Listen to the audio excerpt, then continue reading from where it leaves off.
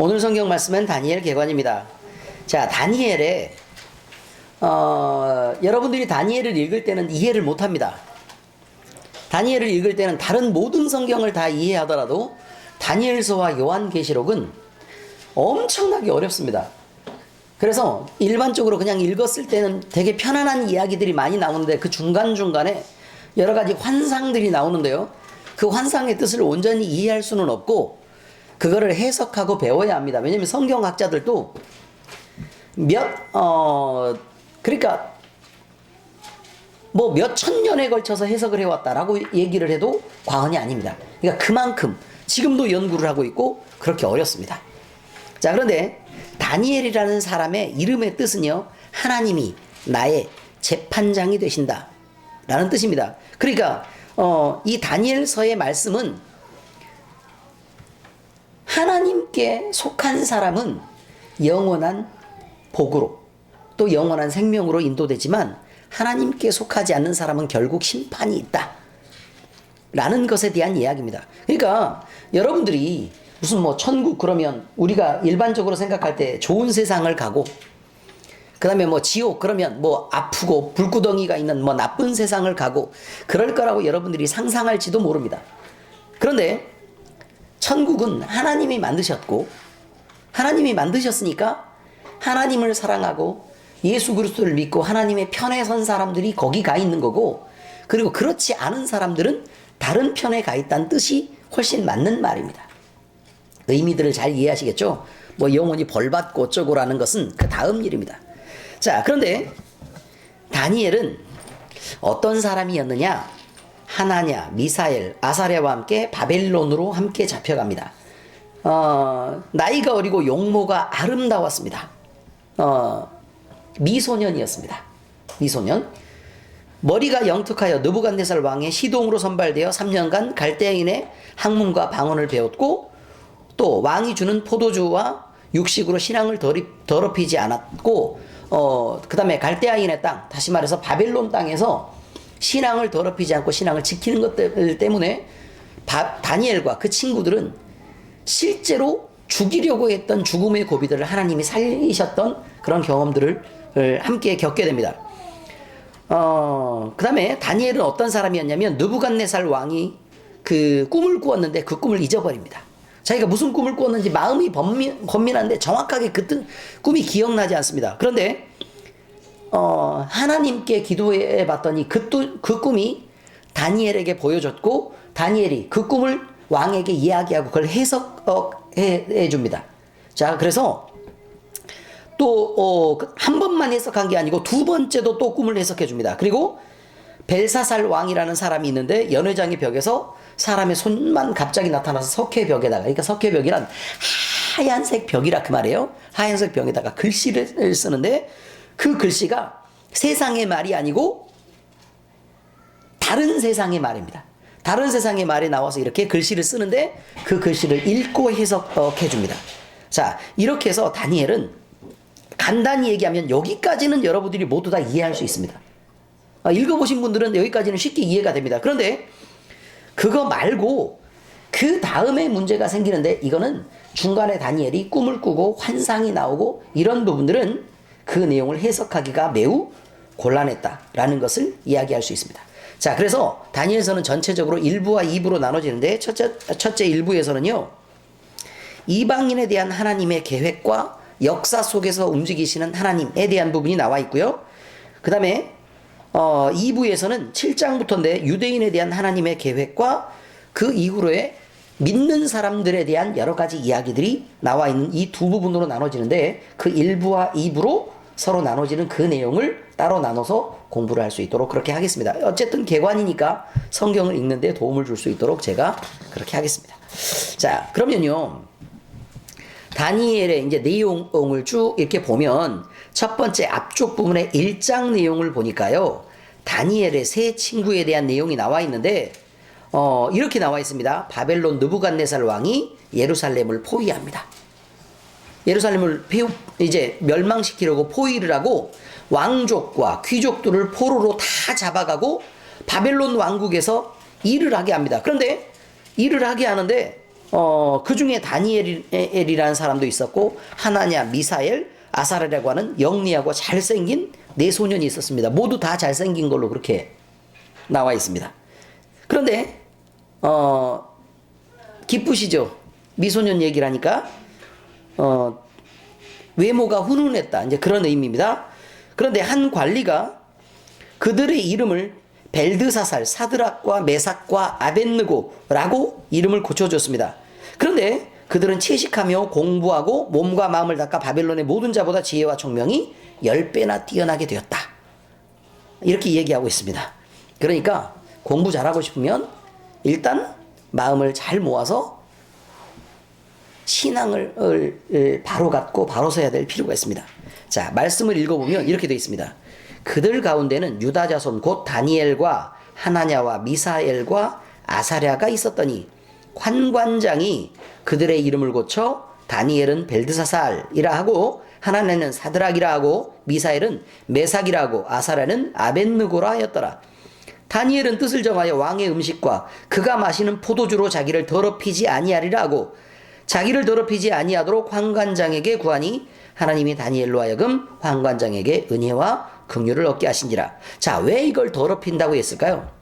왕의 음식들은 그냥 음식을 맛있게 마련해서 그렇게 한 게 아니고요, 이방신을 섬기는 것들과 함께 연관이 되어 있는 음식들입니다. 그러니까 그런 것들을 먹고 내가 이방신을 섬기면서 그것으로 더럽혀진 음식을 먹고 또 그 포도주를 마셔서 내 몸에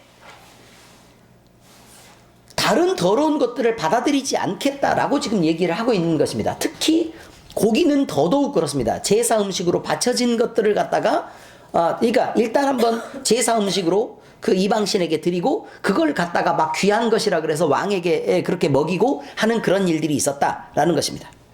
자, 1장은 이런 말로 환관장에게 은혜를 얻게 한 내용이 나와 있습니다. 그리고 2장에는 다니엘이 왕의 꿈을 해석하는 내용이 나와 있는데요, 느부갓네살 왕이 이제 꿈을 꿉니다. 느부갓네살이 다스린 지 2년이 되는 해에 느부갓네살이 꿈을 꾸고 그로 말미암아 마음이 번민하여 잠을 이루지 못하는지라. 왕이 그의 꿈을 자기에게 알려주도록 박수와 술객과 점쟁이와 갈대아 술사를 부르라 말하며 그들이 들어가서 왕의 앞에 선지라. 자, 이 말이 무슨 말이냐면 모든 능력이 있는 사람을 다 불러들였다, 그 말입니다. 모든 지혜가 있는 사람이나 아니면 자기들이 귀신의 이름을 힘입든지 아니면 다른 이방 신을 힘입든지 똑똑하다고 말하는 모든 사람을 다 불러다 놓고, 자, 뭐라고 얘기를 했냐면 너희들이 내 꿈을 알아맞히고 그 꿈을 해석해라 라고 얘기를 합니다.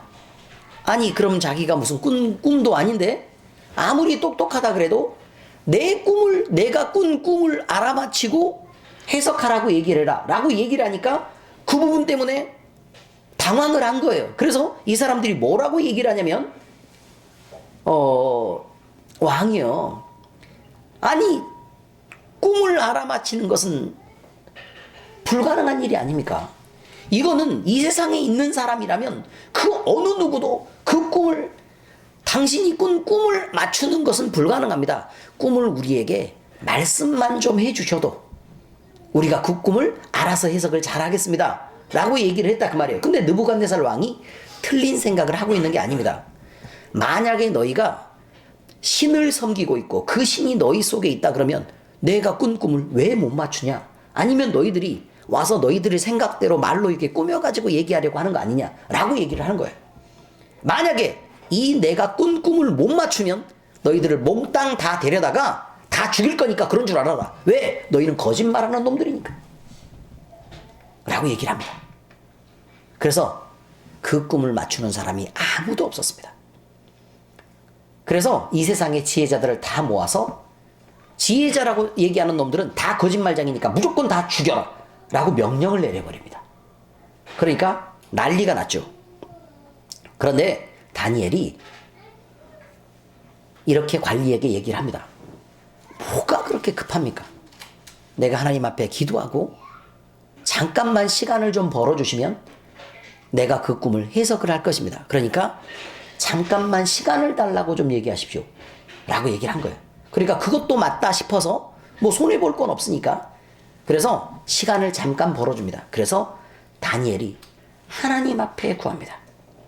하나님 앞에. 자, 다니엘에게 은밀한 것을 보이시는 장면인데, 그때 왕의 근위대장 아리옥이 바벨론의 지혜자들을 죽이러 나가매 다니엘이 명철하고 슬기로운 말로 왕의 근위대장 아리옥에게 물어 이르되, 왕의 명령이 어찌 그리 급하냐 하니, 아리옥이 이 일을 다니엘에게 알림해 다니엘이 들어가서 왕께 구하기를 시간을 주시면 왕에게 그 해석을 알려드리리다 하니라. 이에 다니엘이 자기 집으로 돌아가서 무엇을 했냐면, 그 친구 하나냐와 미사얄과 아사랴에게 그 일을 알리고, 하늘에 계신 하나님이 이 은밀한 일에 대하여 불쌍히 여기사 다니엘과 친구들이 바벨론의 다른 지혜자들과 함께 죽임을 당하지 않게 하시기를 그들로 하여금 구하게 했다. 중보 기도를 요청했다. 그런 말입니다. 이에 이 은밀한 것이 밤의 환상으로 다니엘에게 나타나 보임에 다니엘이 하늘에 계신 하나님을 찬송하니라. 이렇게 되어 있습니다. 여러분, 느부갓네살 왕이 왜 꿈을 꾸었을까요? 이제 이것입니다.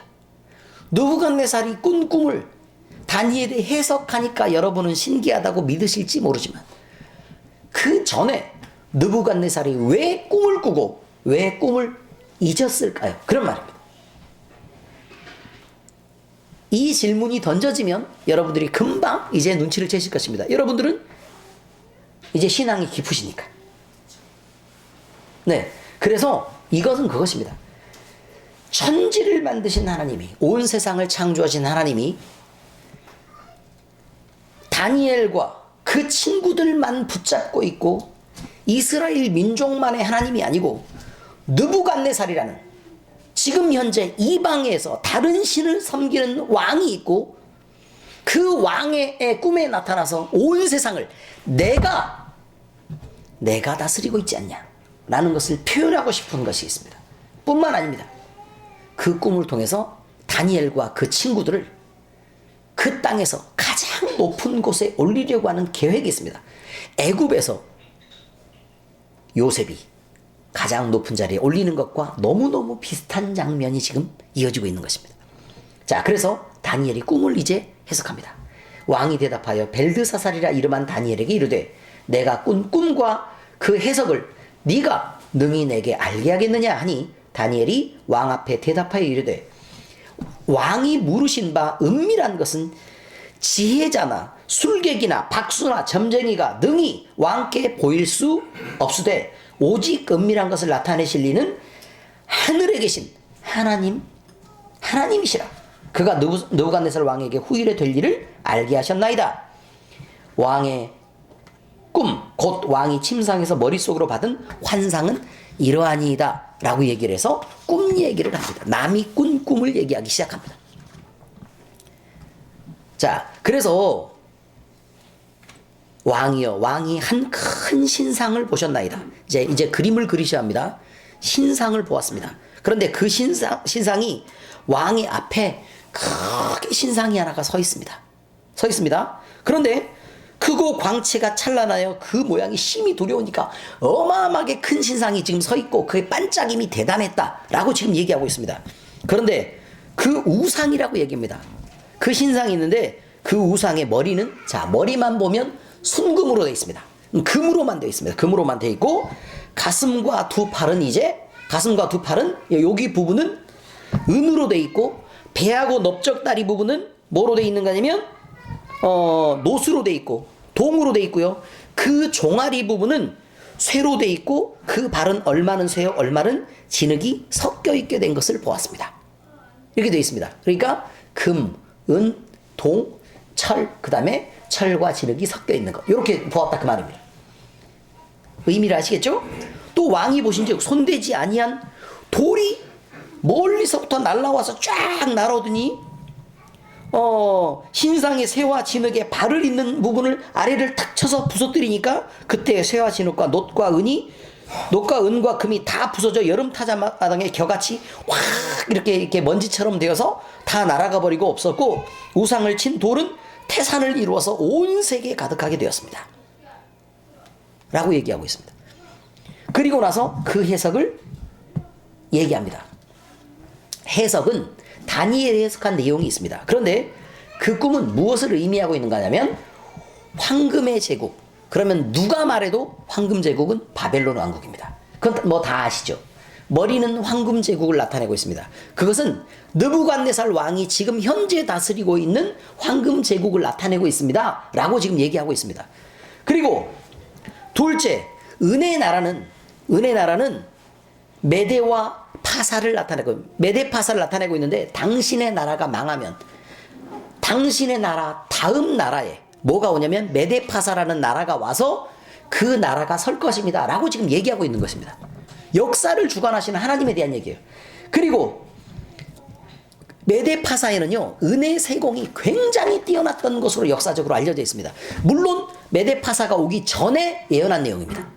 근데 메대 파사는 은세공이 가장 뛰어난 나라로 알려져 있고, 지금 모든 나라들 중에요, 역사적으로 메대 파사만큼 은혜에 대한 세공이 그렇게 뛰어나서 그렇게 세밀한 공작품을 만들어내는 나라가 존재하지 않습니다. 성경이 미리 얘기를 하고 있었다, 그런 말입니다. 자, 그런데 그 다음 그 땅이 멸망하고 뭐가 오냐면 그리스 알렉산더 제국이 옵니다. 그게 동의 나라입니다. 그런데 그리스 제국은 구리로서 또 아주 유명합니다. 찾아보시면 압니다. 그러니까 그냥 신상을 보겠는데 너무 신기한 건 다니엘이 본 신상의 내용대로 지금 역사가 다 죽고 나서 뭐 천년이 이렇게 쭉 흘러가는 그 과정에서 계속해서 그 역사가 다른 나라가 나오고 그러는데 그 신상의 모양대로 그게 만들어지고 있다는 사실입니다. 그 다음에 마지막으로 이제 다리가 오는데, 그 종아리나 아니면 철의 나라들이 오는데, 그 로마 제국과 그 이후로에 대한 내용들이 쭉 발가락으로 해서 이렇게 나오는 것입니다. 그런데 그 나라들은 철의 제국인 줄 아시죠? 로마는 강철의 제국입니다. 강철 제국. 그리고 무자비한 정복들을 일삼았고, 로마만큼 철에 대한 수준이 뛰어났던 나라들이 또 존재하지 않습니다. 그만큼 뭐 강철검, 방패, 뭐 이렇게 마차해가지고 각종 병기들이나 무기들을 강철로 이렇게 만들어가지고 전 세계를 점령해 나갔던 것을 여러분들이 역사를 알고 계시면 당연히 알 것입니다. 이 역사를 언제 예언을 했느냐? 느부갓네살 왕을 꿈을 꾸게 했고, 그때 다니엘로 해석하게 했는데, 그 꿈이 해석을 안 했으면 그 후대에 오는 사람이 그 나라인 줄 모를 거 아니에요. 짜맞췄다고 얘기할 거 아닙니까? 그러니까 그때 느부갓네살 왕이 꿈을 꾸게 하고 그 해석을 다니엘이 하게 해서 당신의 다음 나라에 또 그 다음 나라에 이러한 나라가 강성하게 설 것인데, 그런 시대가 오게 됩니다. 그리고 그때는 어떤 금속들이 적극적으로 사용하게 되고 그 수준이 놀랍도록 발전되게 되어 있습니다. 라는 것을 얘기하고 있습니다. 근데 그게 틀리지 않고 지금까지 그 역사가 예언됐던 대로 계속 되어 옵니다. 다니엘의 다음 예언들을 쭉 보면 얼마나 놀라운지 그 얘기가 또 나옵니다. 자, 다니엘이 이렇게 해석을 하자 왕이 깜짝 놀랐습니다. 왕이 깜짝 놀라서 어떻게 했냐면, 왕이 다니엘을 높여 귀한 선물을 많이 주며 그를 세워 바벨론 온 지방을 다스리게 하며 또 바벨론의 모든 지혜자들의 어른을 삼았으며, 왕이 또 다니엘의 요구대로 사드락과 메삭과 아벳느고를 세워 바벨론 지방에 이를 다스리게 하였고, 다니엘은 왕궁에 있었습니다. 대장됐다, 그런 말입니다. 엄청나죠? 자, 그런데 지방을 다스리던 세 친구가 풀무불에 들어가는 사건이 발생합니다. 이게 3장 1절에 30절입니다. 금 신상을 느부갓네살 왕이 금으로 신상을 만들었습니다. 하나님이 계신 걸 알고도 자기들이 원래 섬기는 마르둑을 섬긴 것입니다. 마르둑이 뭔 줄 아세요? 마르둑은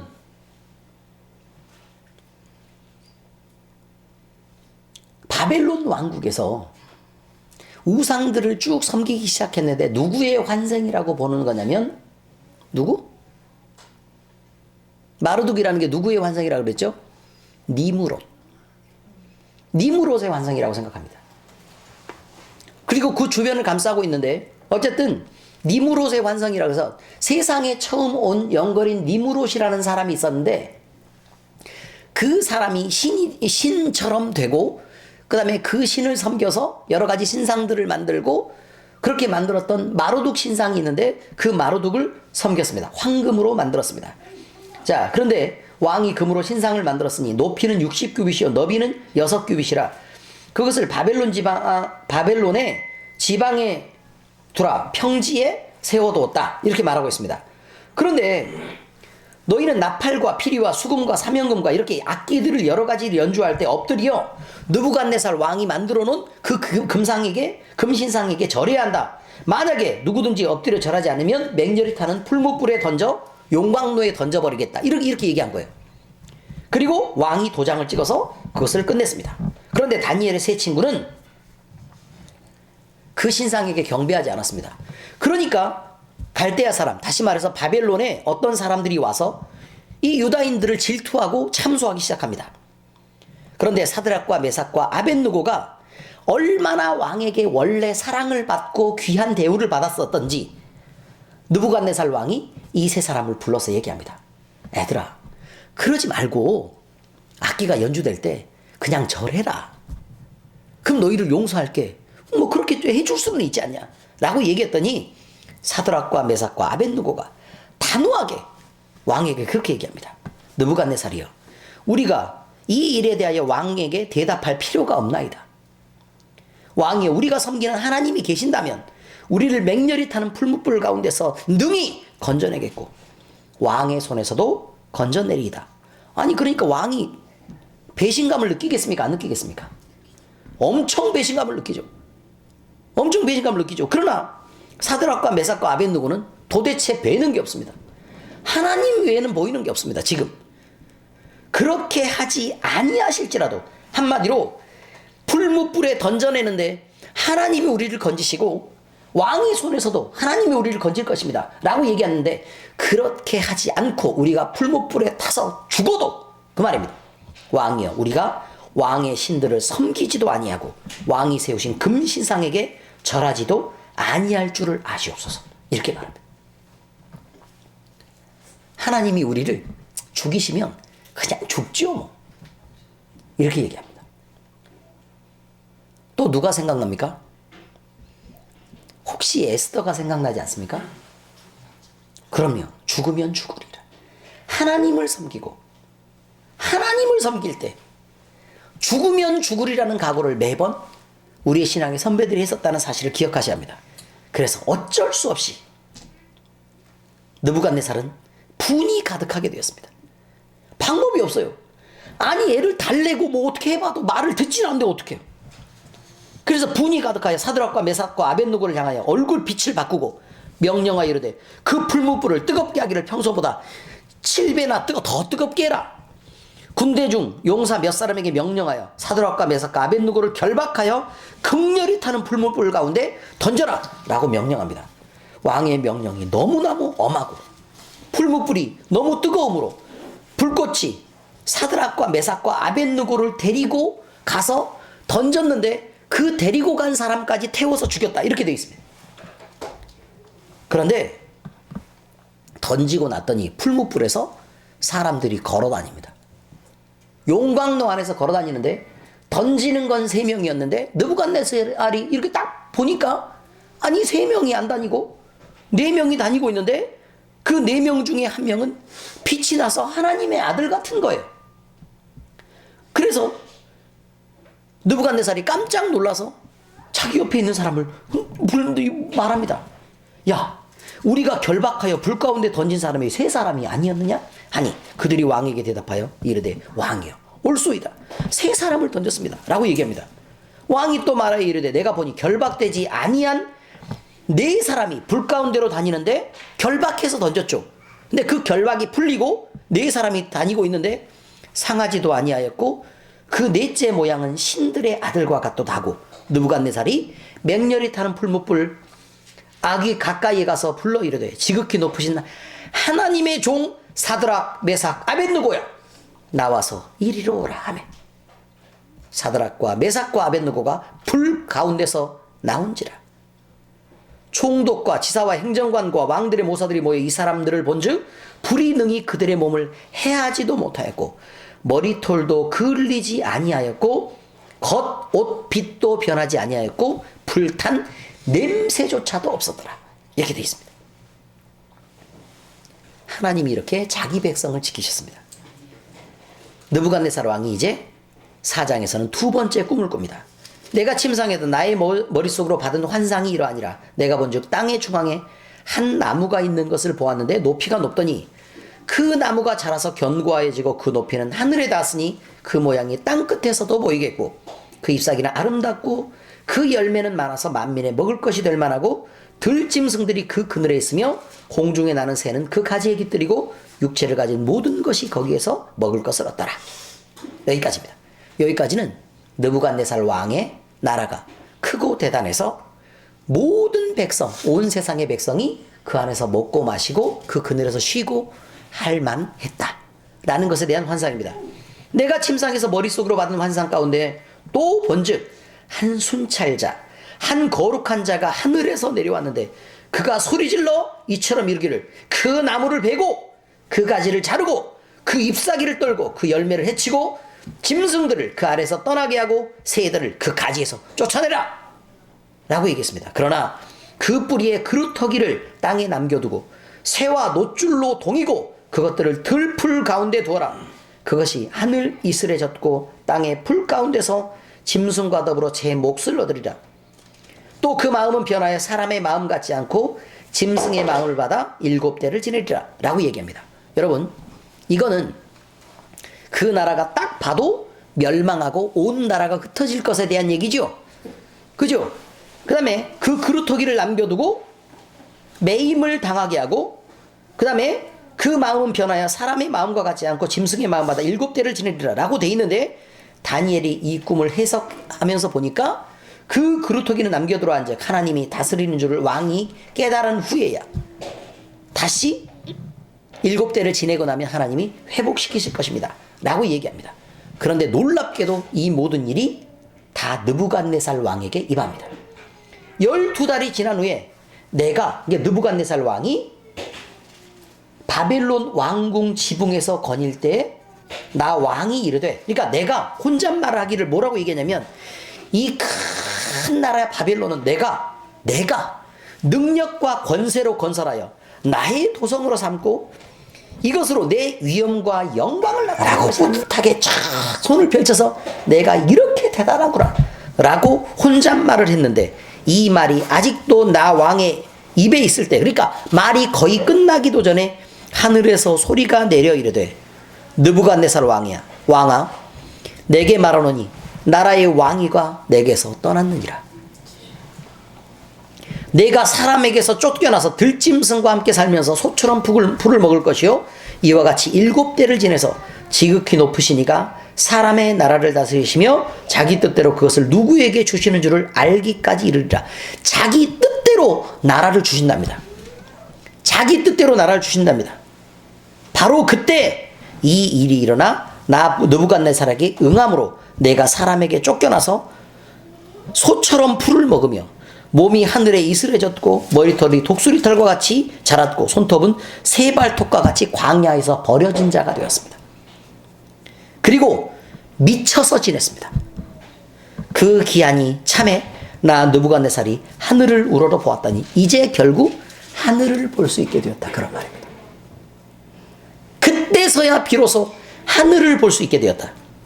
그랬더니 내 총명이 다시 내게로 돌아온지라. 이에 내가 지극히 높으신 이에게 감사하며 영생하시는 이를 찬양하고 경배하였나니 그 권세는 영원한 권세요 그 나라는 대대에 이르리로다. 이렇게 되어 있습니다. 어떻습니까? 세상을 다스리는 분이 누구인 줄 아시겠습니까? 벨사살 왕 역시 마찬가지였습니다. 그 아들을 벨사살이 있었는데 잔치를 베풀고 있습니다. 그의 귀족 1000명을 위하여 큰 잔치를 베풀고 그 1000명 앞에서 술을 마시는데 술을 마실 때 예루살렘 성전에서 하나님을 예배하라고 만든 성전의 기구들을 가져와서 온 그릇을 가져오라고 명하면서 귀족들과 왕후들과 후궁들이 다 그것으로 마시려고 하나님을 예배하는 예배 기구를 갖다가 술을 따라서 처마시고 있었다. 그런 말입니다. 하나님의 것을 사람의 것으로 바꿔서 자기 영광을 위해서 하나님을 섬겨야 될 자리에 사람이 높임을 받으려고 했었다. 그런 말입니다. 감히 하나님을 높이는 것을, 하나님께 예배할 것을 자기가 스스로 사용했다. 그런 말이었습니다. 그리고 그것으로 끝난 게 아니었습니다. 그들이 술을 마시고는 그 금, 은, 구리, 쇠, 나무, 돌로 만든 신들을 찬양했다. 이런 망할 놈이 어디 있습니까? 그때 사람의 손가락들이 나타나서 왕궁 촛대 맞은편 석회벽에 손만 나타나서 글씨를 쓰기 시작하는데 왕이 그 글자를 쓰는 손가락을 봅니다. 생각을 해보라 그 말입니다. 아니요, 벽이 하얀 벽이 지금 이렇게 있어요. 손만 나타나가지고 이 글씨에 요 벽에다가 글씨를 쓰기 시작합니다. 이렇게 글씨를 쓰기 시작하는데 뭐라고 글씨를 했냐면, 글씨를 쓰니까 손만 나타나서 글씨를 쓰니까 사람이 얼마나 놀라겠습니까? 우리야 뭐 무슨 마술이라도 많이 봐서 그렇다 치죠. 근데 그때 뭐 무슨 그런 게 있겠습니까? 왕이 즐기던 얼굴이 빛이 변하고 그 생각이 번민하여 넓적다리 마디가 녹는 듯하고 그의 무릎이 서로 부딪힌지라 아주 바들바들 떨었다 그 말입니다. 다니엘이 와서 그 글을 해석해 주는데 기록된 글자는 이것이니 메네 메네 데겔 우바르십니다 라고 얘기합니다. 그 글을 해석해 보니까 메네는 하나님이 이미 왕의 나라를 세워서 그것을 끝나게 했다 그 말입니다. 메네. 데겔은 저울에 달아보니 부족함이 보였다. 너는 좀 모자라네. 이렇게 했다 그 말입니다. 베레스는 왕의 나라가 나뉘어서 메대와 바사 사람에게 준바되었다 함이니이다 하니, 아니 너는 내가 재보고 달아보았더니 부족함이 보여서 네 나라를 반으로 쪼개서 다른 사람에게 줄 것이다 라고 그 글씨를 썼다 그 말입니다. 그날 밤에 바벨론의 갈대아 왕 벨사살이 죽임을 당하였고 메대 사람 다리오가 나라를 얻었는데 그때 다리오 나이가 60이 되던 때였다. 이렇게 말합니다. 여러분, 이것이 그냥 가볍게 볼 일이 아닙니다. 하나님은 우리를 세신바되고 하나님은 우리를 저울에 달고 계십니다. 여러분은 그저 가볍게 여러분이 신앙을 여러분 나름대로 지킨다고 생각하고 있을지도 모릅니다. 그러나 하나님은 우리를 분명하게 보고 계십니다. 그래서 하나님의 기준에 맞게 네가 잘 오고 있는지를 매번 재고 계십니다. 하나님의 기준에 맞게 저울에 달아보아서 그게 부족함이 보이지 않는지도 하나님이 손으로 하고 계십니다. 그런데 여러분들은 하나님이 우리를 보고 계신다는 사실을 잊을 때가 너무나 많습니다. 잊지 않으셔야 합니다. 뿐만 아닙니다. 왜 하나님이 들고 있는 자와 저울을 우리 손에 갖고 계시냐 그 말입니다. 우리가 다른 사람을 또는 우리의 성도들을 아니면 우리와 만난 사람의 행동들을 우리 스스로 재서는 안 됩니다. 혹시 나에게 실수를 했어도 하나님의 몫입니다. 재고 다는 것은 하나님의 몫입니다. 나에게 실수했으니까 내가 기분이 나빠요? 그러지 마세요. 나에게 실수하는 것도 하나님이 하실 것입니다. 우리는 사람을 향해서 미움을 갖지 말고 그저 그 사람을 용납하고 용서하셔야 합니다. 이것이 용서받은 자의 모습입니다. 다니엘서는 다니엘이 사자굴에 들어가서 구원받은 사건도 있고 그 이후로 다른 많은 사건들이 있습니다. 그러나 다니엘서에서는 이런 너무너무 중요한 사건들을 쭉 들어서 이야기를 하고 있습니다. 그래서 그 이후로 얼마나 많은 내용들이 또다시 반복되고 그 예언들이 반복되고 있는지를 모릅니다. 나중에 다니엘을 자세히 설명할 기회가 있으면 여러분과 함께 이런 내용을 한번 얘기를 해볼 생각입니다. 그러나 여러분이 여러분의 신앙을 점검하지 못하고 겉으로만 성경을 배워서는 절대로 안 됩니다. 제가 먼저 여러분에게 성경 말씀을 드리는 것은 하나님의 마음 때문입니다. 여러분이 오늘 이 다니엘서의 말씀을 통해서 세계를 주관하시고 이 역사, 온 역사를 주관하실 뿐만 아니라 그러니까 우리의 인생을 주관하시는 분이 온 세상을 다스리시는 진짜 하나님이 아니냐라는 부분에 대한 이야기를 오늘 여러분과 함께 나누고 싶었던 것을 여러분들이 기억하시고 여러분의 인생에 하나님의 나라가 늘 임하고 두렵고 떨림으로 하나님을 사랑하며 하나님 앞에서 우리의 행동들을 늘 주의하고 하나님 앞에서 바르게 살아주시기를 예수 그리스도의 이름으로 축원합니다. 아멘. 기도하시겠습니다. 그에게 권세와 영광과 나라를 주고 모든 백성과 나라들과 다른 언어로 말하는 모든 자들이 그를 섬기게 하였으니 그의 권세는 소멸되지 아니하는 영원한 권세요 그의 나라는 멸망하지 아니할 것이니라.